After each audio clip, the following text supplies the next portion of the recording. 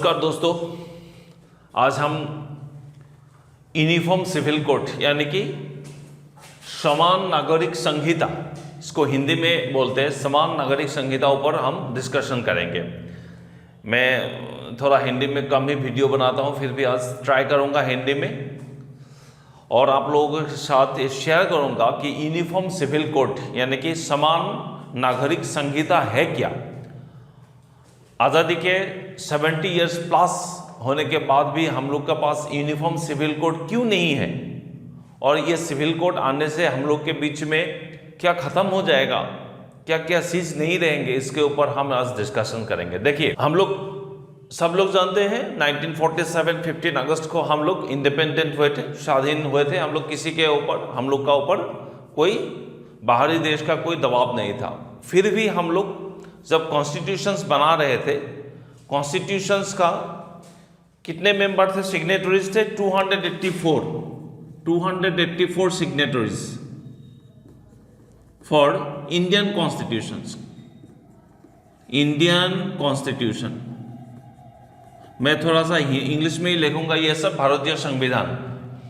और हम लोग अमल में कब लाए थे?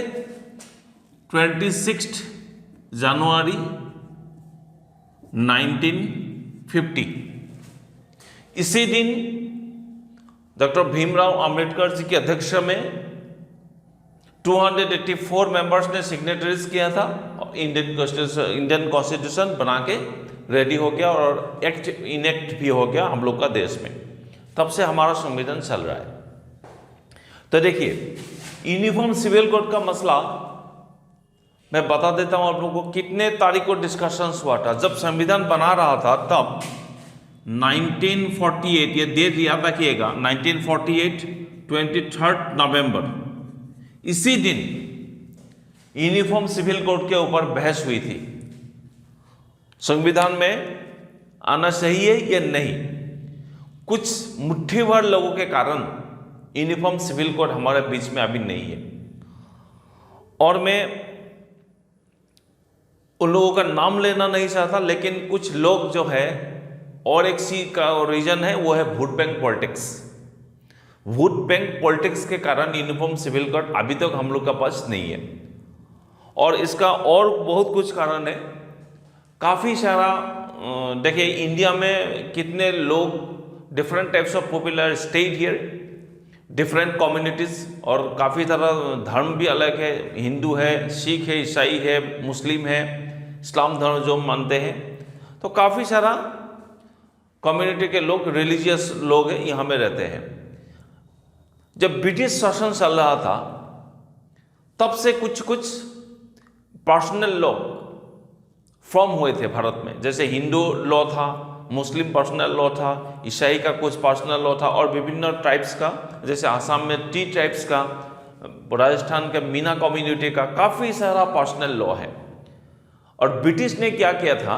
ब्रिटिश ने 1857 में जब बड़ा सा ब्रिटिश के अगेंस्ट में विद्रोह हुआ था ना, तब भले ही ब्रिटिश जीत गए थे, लेकिन ब्रिटिश तब पता चल गया था कि इंडिया में शासन करना है तो दूसरी तरीका अपना पड़ेगा। उस समय ब्रिटिश ने क्या किया? ब्रिटिश ने भारत के जितने भी लोग हैं वो सबको छोड़ दिया, एक्सेप्ट फाइनेंशियल पोजीशन के हिसाब से कुछ नहीं किया। बाकी जो धर्म से लोग हैं, जितने भी पर्सनल लॉ बना सकते हैं बना ले। ब्रिटिश में उसमें कोई भी ध्यान नहीं दिया, और ब्रिटिश का एक ही लक्ष्य था, वो फाइनेंस यानी कि पैसा कमाना मकसद से ये लोग ये आए थे। तो इसीलिए वही उन लोगों का मेन एजेंडा हो गया। तो इसीलिए उसी समय से काफ़ी सारा पर्सनल लॉ हम लोग का देश में अभी भी कुछ चल रहा है। अच्छा देखिए, यूनिफॉर्म सिविल कोड, अगर यूनिफॉर्म सिविल कोड जानने के लिए पहले मैं आपको एक एग्जाम्पल देके आपको समझा देता हूँ। देखिए, अगर मैंने किसी को मर्डर कर दिया, असम से, दिल्ली से कोई लोग मर्डर कर दिया, केरला से कोई मर्डर कर दिया, सब एक ही सजा होते हैं, वो इंडियन पेनल कोड के हिसाब से। तो हिंदी में क्या बोलता है? दंड विधि आइन, उसको इंडियन पेनल कोड के हिसाब से सजा होती है। Confirm, clear? देखिए, इलेक्शन देखिए, सारा देश में एक ही कानून है इलेक्शन के ऊपर। 24 आवर्स पहले वो सारा का सारा प्रसार जो थम जाता है, वो सब पॉलिटिशियन के लिए, सब पार्टी के लिए एक ही समान है। और हम लोग स्कूल और कॉलेज में हो, यूनिवर्सिटी में हो, काफ़ी सारा यूनिफॉर्म दे देते हैं लोगों को, देश बनाने यूनिफॉर्म दे देते हैं। क्यों देते हैं? जैसे किसी का कोई बड़ा हो छोटा हो, जात में, कम्युनिटी, रिलीजन क्या है, कुछ नहीं पता चलता है जब यूनिफॉर्म लगा देते हैं। तो इसी हिसाब से यूनिफॉर्म सिविल कोड आप समझ सकते हैं। जैसे यूनिफॉर्म सिविल कोड के लिए 4 चीज है। एक है हम लोग के पास, एक है मैरिज, विवाह, दो नंबर है। अगर विवाह होगा तो डाइवोर्स भी होगा। थर्ड इनहेरिटेंस यानी कि वसीयत, उत्तराधिकारी ऐसे बोलते हैं। नेक्स्ट एडॉप्शन, गोद लेना बच्चे को। इन 4 चीजों पे हम लोग का इंडिया में रिलीजन्स के हिसाब से डिफरेंट टाइप्स ऑफ कम्युनिटी के बीच में डिफरेंट टाइप का पर्सनल लॉ है। हिंदू का अलग है, मुस्लिम का अलग है, क्रिस्तान का अलग है, different types of community, tribal का लोगों का कुछ अलग है। इसीलिए जब कोर्ट में कुछ ऐसा मामला चलता है, जैसे डाइवोर्स का जब मामला चलता है, ये वाला सबसे इंपॉर्टेंट है। देखिए हम लोग का कॉन्स्टिट्यूशन, देखिए यूनिफॉर्म सिविल कोड का आर्टिकल, कौन से आर्टिकल में लिखा है? देखिए आर्टिकल 44 जब संविधान बना रहा था तब तो ये कुछ हुआ नहीं, यूनिफॉर्म सिविल कोड लाया नहीं, तब आर्टिकल 44 दे दिया। आर्टिकल 44 क्या कहता है? ये 44 यही कहता है कि सेंट्रल गवर्नमेंट को ये अधिकार है, जब वो चाहे वो यूनिफॉर्म सिविल कोड बना सकता है। आर्टिकल 44। और एक आर्टिकल आप लोग ध्यान रखिएगा, आर्टिकल वो है 25। ये भी काफी सारा इंपॉर्टेंट है। ये आर्टिकल 25 क्या कहता है? आर्टिकल 25 यही कहता है कि भारत के जितने भी लोग हैं वो अपनी मनपसंद से धर्म ले सकते हैं और उसके लिए प्रसार भी कर सकते हैं, उसमें कोई रोक टोक नहीं होगा किसी का। और एक मैं आर्टिकल बता देता हूं, और एक आर्टिकल है 13 आर्टिकल। ये 13 आर्टिकल क्या है? आर्टिकल 13 क्या है कि सेंट्रल गवर्नमेंट के द्वारा कोई भी ऐसा कानून बना नहीं सकते जो किसी के फंडामेंटल राइट्स या मौलिक अधिकार को हनन होता है। देखिए आर्टिकल 25 क्या कहता है कि मैं अपनी मर्जी से किसी भी धर्म ले सकता हूं, उसको प्रसार कर सकता हूं, उसी से मैं विवाह कर सकता हूं, इसमें कुछ नहीं बोलेगा सरकार। हम लोग का संविधान ने ये राइट दिया हुआ है, इसीलिए कोई भी इसको प्रॉब्लम नहीं कर सकता। आर्टिकल 13 भी यही कहता है कि आप कानून बना सकते हैं, सेंट्रल गवर्नमेंट कोई भी कानून बना सकते, लेकिन उससे कोई फंडामेंटल राइट्स का वायलेट नहीं होगा, वो इस आर्टिकल में लिखा हुआ है। और हम लोग का कॉन्स्टिट्यूशन का गार्जियन कौन है? सुप्रीम कोर्ट है। इसीलिए कोई भी आप देखिए, कोई भी कानून बना देता है तो वो सुप्रीम कोर्ट निरस्त भी कर देता है अगर ये ठीक नहीं लगता। सो हम लोग का आर्टिकल 44 में यूनिफॉर्म सिविल कोड का जिक्र है। सेंट्रल गवर्नमेंट को ऑर्डर दिया हुआ है और यह बना सकते हैं। हम लोग का इंडिया का जो एक स्टेट है, वो स्टेट है कि गोवा में अभी यूनिफॉर्म सिविल कोड लागू है। अब ये इसको याद भी रख सकते हैं, कभी कभी क्वेश्चंस पूछ लेते हैं कि यूनिफॉर्म सिविल कोड इंडिया में कौन सा स्टेट में है, तो you can say the Goa is the first state which implementing uniform civil code. So देखिए आप जितने भी देखेंगे, नंबर 1 में एक केस कह देता हूं, शाहबानो केस 1985 23 अप्रैल। शाहबानो केस सबको याद है। उस समय Indian supreme court of India ने सेंट्रल गवर्नमेंट को बोला था कि आप सुप्रीम कोर्ट लाइए। Number 1 case. नंबर 2, एक सप्ताह पहले 9 जुलाई 2021 को फिर से दिल्ली हाई कोर्ट का एक केस चला था, डाइवोर्स का एक केस था। उसमें भी मीना, राजस्थान का मीना कम्युनिटी का एक केस चल रहा था और उसमें लड़का और लड़की के बीच में डाइवोर्स के मैटर सेटल करने के लिए इतनी काफ़ी सारा परेशानी हुई हाई कोर्ट को, क्योंकि उसमें मीना कम्युनिटी का कुछ पर्सनल है और लड़का का भी एक कुछ पर्सनल प्रॉब्लम है। वो हिंदू मैरिज एक्ट के हिसाब से शादी किया था, तो इसमें भी प्रॉब्लम है। उसी बीच फिर से यूनिफॉर्म सिविल कोड बनाने के लिए सेंट्रल गवर्नमेंट को पूछा है। तो आप देखिएगा न्यूज़ में आते ही रहता है, यूनिफॉर्म सिविल कोड के बारे में बता ही रहता है। मैं फिर से साहबानों का केस कुछ अलग से डिस्कशन करूंगा आप लोगों के लिए। तो देखिए, पहले मैरिज, अगर यूनिफॉर्म सिविल कोड आता है तो क्या होगा। मैरिज, अभी मैरिज में क्या है, मैं अपनी हिंदू धर्म के हिसाब से शादी करता हूं। नंबर 2, मुस्लिम अपनी मौलाना के साथ शादी कर बैठा के शादी करता है, इसमें कोई प्रॉब्लम नहीं है। क्रिश्चियन अपनी मोमबत्ती लेके शादी कर देता है, इसमें भी कोई प्रॉब्लम नहीं है। और different types of tribe community है, वो लोग का शादी का रीति रिवाज अलग है, इसमें भी कुछ प्रॉब्लम नहीं है। प्रॉब्लम है सिर्फ डाइवोर्स में।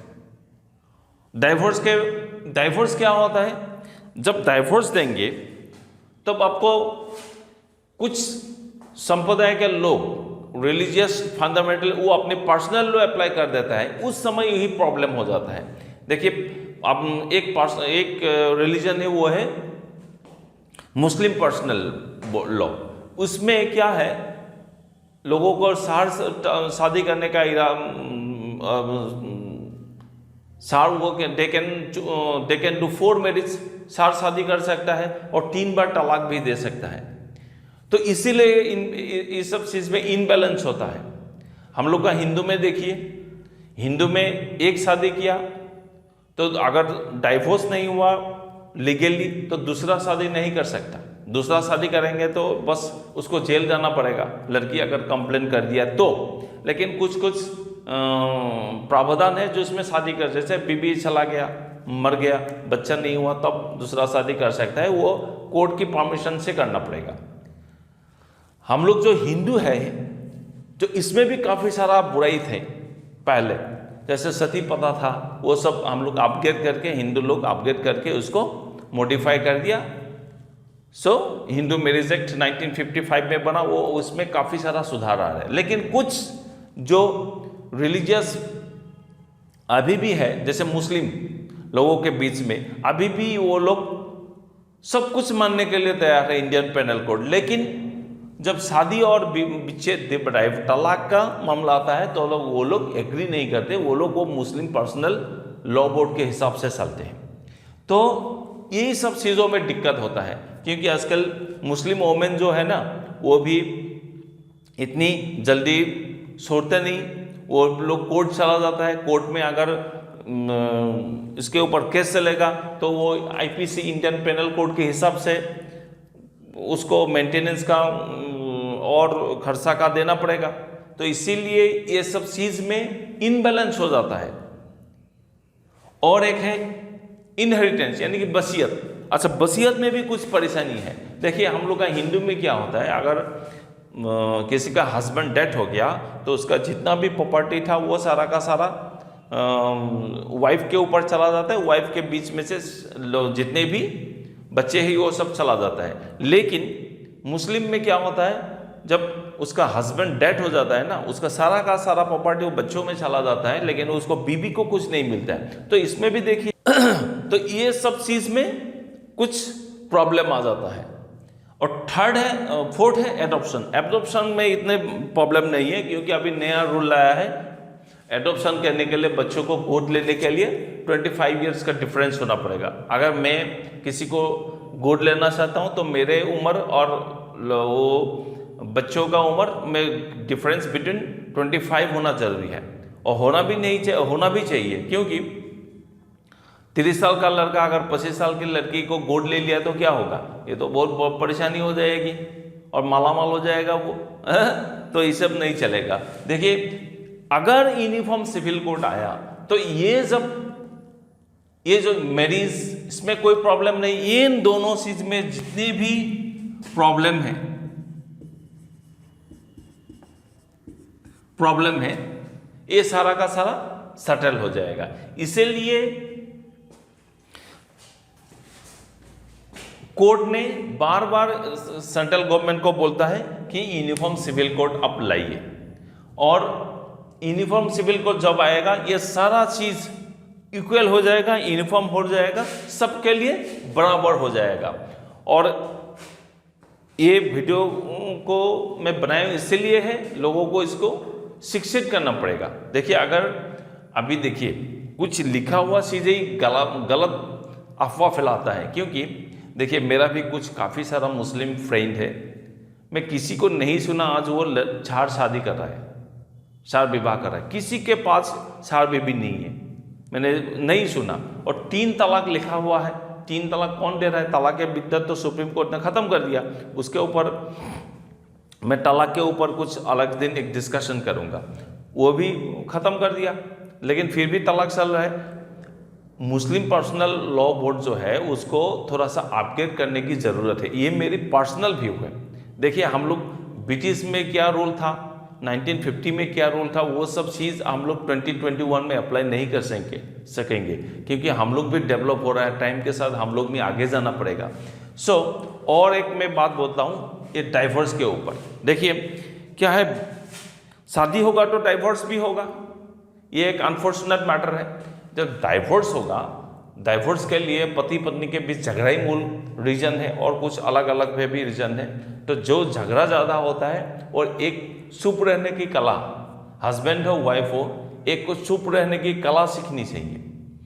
हस्बैंड अगर ज़्यादा बोलता है, बीबी को चुप रहना चाहिए, और बीबी अगर ज़्यादा बोलता है, हस्बैंड चुप रहना चाहिए। तो ये फॉर्मूला अगर अप्लाई करेंगे ना, तो बीबी और हस्बैंड के बीच में जितने भी झगड़ा हुए वो कमती होगा, और डाइवोर्स की नौबत भी नहीं आएगी।